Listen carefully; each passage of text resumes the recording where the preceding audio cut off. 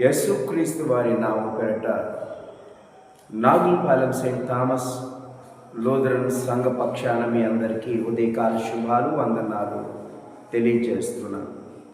ప్రియ దేవుని బిడ్డలారా, మన జీవితంలో మన నడక, మన చూపు, మన మాట, మన ఆలోచనలు నీ స్వాధీనములో ఉన్నాయా?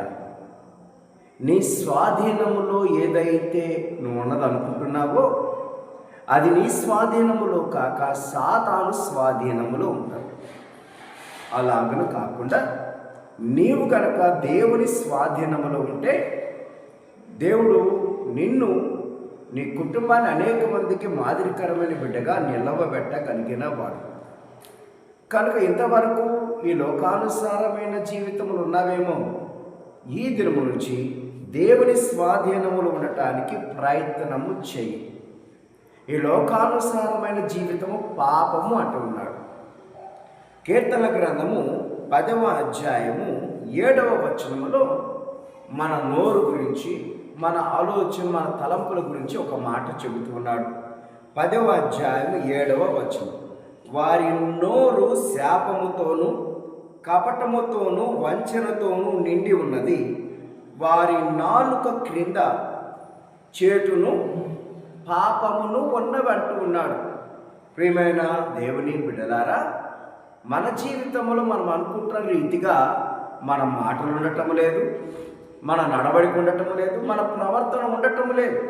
కానీ మనం ఎలాగ ఉన్నాము? పాప జీవితంలో ఉంటూ ఉన్నాం, పాపములోనే మనం కొట్టుకుంటూ ఉన్నాం.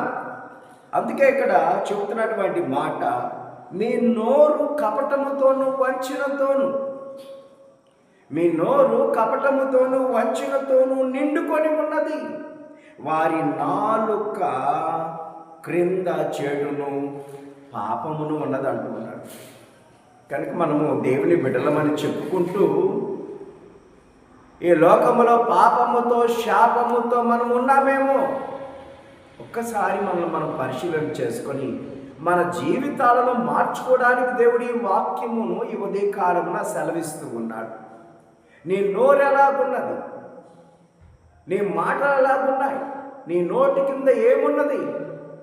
దానిని సరిచేసుకోమని దేవుడు సెలవిస్తూ ఉన్నాడు. కనుక ఈ లోకంలో మన జీవితాలు శాపనార్థకరంగా ఉండకూడదు. చేతనైనంత మట్టుకు మేలు చేసేవారిగా ఉండాలి.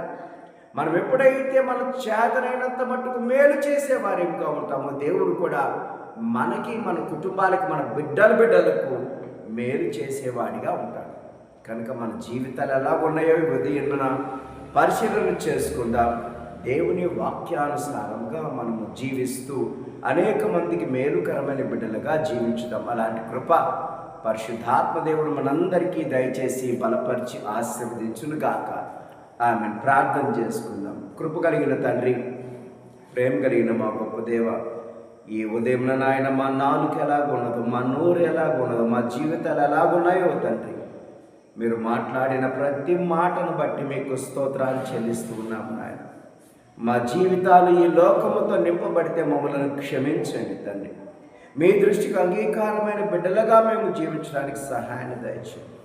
మా నోటి మాటల ద్వారా కానీ, మా నాలుక ద్వారా కానీ మేము చేసే మా ప్రతి చెడ్డ క్రియ ద్వారా ఎవరికైనా తండ్రి అన్యాయం చేసే వారిగా ఉన్నామేమో, మమ్మల్ని క్షమించి చేతనైతే తండ్రి మీ అనేక మందికి మాదిరికరమైన బిడ్డలుగా మేలు చేసేవారిగా ఉండటానికి మీ సహాయమును మాకు దయచేయమని, ఈ ఉదయకాల దీవెనలు మా మీద, మా కుటుంబాల మీద, మా గర్భఫలమైన బిడ్డల మీద కృమ్మరించి బలపరచమని, దాని ద్వారా మీరు మహిమ, ఘనత, ప్రభావాలు పొందమని ఈ మా మనవులను మా ప్రభువైన యేసుక్రీస్తు ద్వారా ప్రార్థించి వేడుకుంటున్నాము తండ్రి.